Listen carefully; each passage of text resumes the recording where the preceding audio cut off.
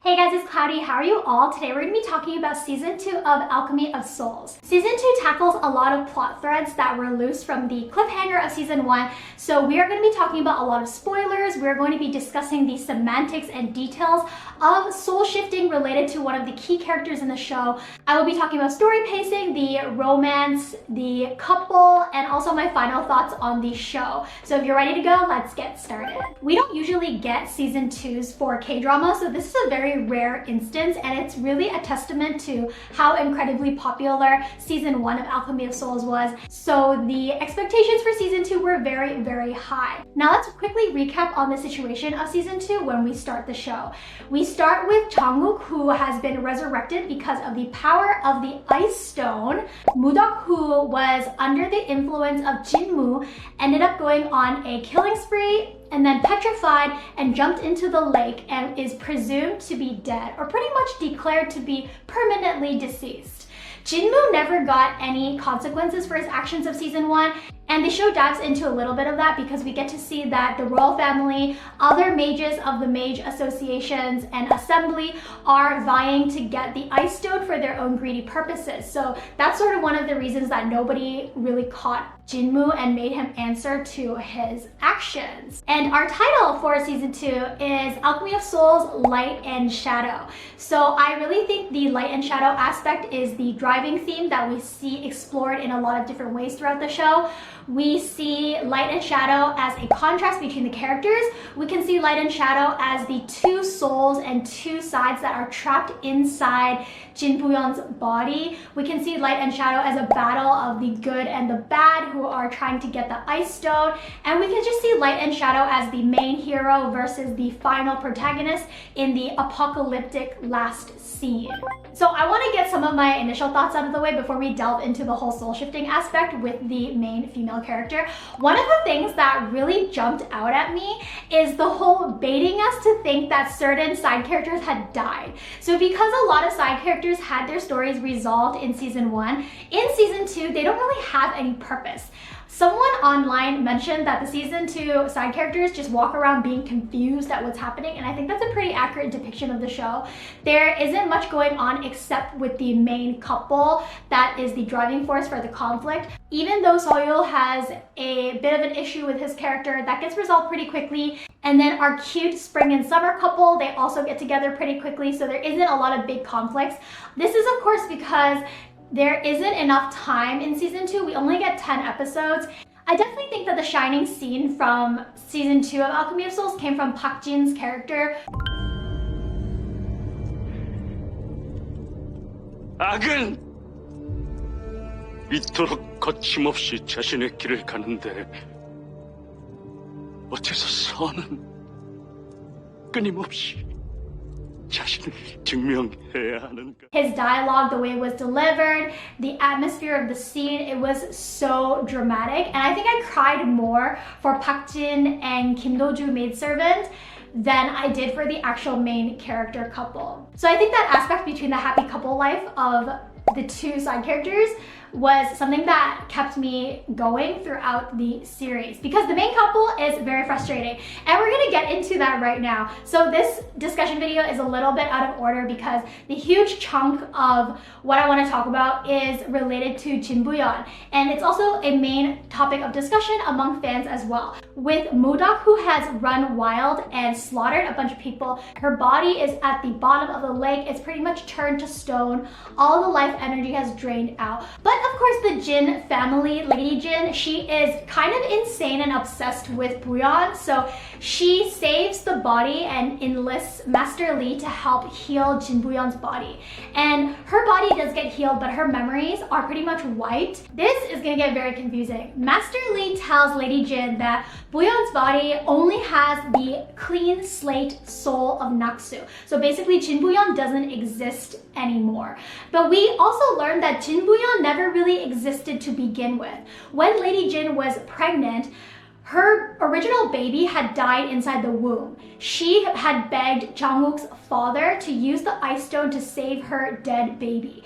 And by using the Ice Stone, Seolran, the original powerful priestess from like many years ago of legend was able to reincarnate her soul, transfer her soul from the ice stone into this new baby. So Jin Buyeon grew up with everyone believing that she's just this powerful new priestess, when in reality she's the reincarnated legendary priestess. So why did the legendary priestess do this? This is because in her time she foresaw that a great apocalypse was going to happen and that her priestess powers would be needed a bazillion years later from her current lifetime. So she kind of developed a way to ensure that she would be present. Her soul has been dormant inside Jin Buyeon's body, and Naksu's soul is currently occupying the driver's seat of Jin Buyeon's body.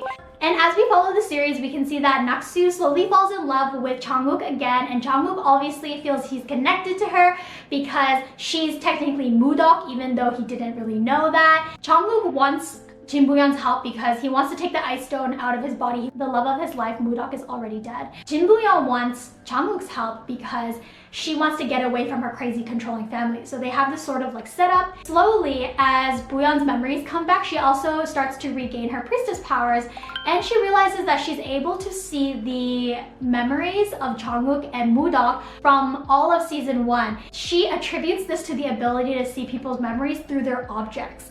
And I don't know why this wasn't touched on, because why is it that you can only see this one person's memories through this one couple object?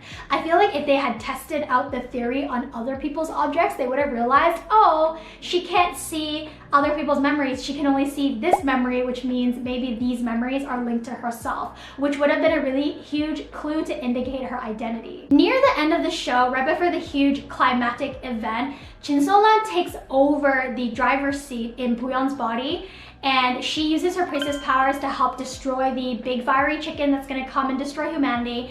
And then she decides to move on. So her spirit passes on and she gives the body's control fully back to Naksu. And in this way, Jung-wook and Naksu, or Buyeon, they fully get a new chance at life together. A big part of the season 2 critiques were about how Somin was replaced by Younjung. And actually, throughout season 1, after seeing Younjung in the opening scene, I kept waiting for her to reappear throughout season 1, but that never happened. She was supposed to only have a cameo at the beginning of season 1, and the fact that she was added to season 2 was really last minute, and also partially due to the fact that Somin had a different filming schedule. So we had Younjung play Mudeok, Buyeon, Choyeong, so many characters in this one body, in this one character. And basically a lot of people didn't like how Jung-wook seemed to be fully falling in love with a new character, even though the character is supposed to be technically the old character. I will agree that Somin's acting had a lot more layers to it. We were able to see her prickly side as Naksu and also the clumsy side of Mudeok sort of meld together. Mudeok is like a strong person inside like a weak body. But when Younjung was playing the character, it just seemed like she was a very sweet, free spirit child inside of a woman's body. And people didn't like the disconnect because you weren't able to see the connection that she was Naksu. Because Naksu was trained and made to be an assassin without any memories, Jin Buyeon would just be her natural, frivolous, girly self, which I think is totally acceptable. I think that the side of Buyeon that we're seeing is actually Choyeong's original personality. So if Naksu hadn't gone through the family tragedy, been taken in by Jinmu, become an assassin, I think she would have naturally had a very carefree personality, and that's how season 2 portrays it. Now that we've talked a bit about the soul shifting and the actor swap, I want to talk about the amnesia trope.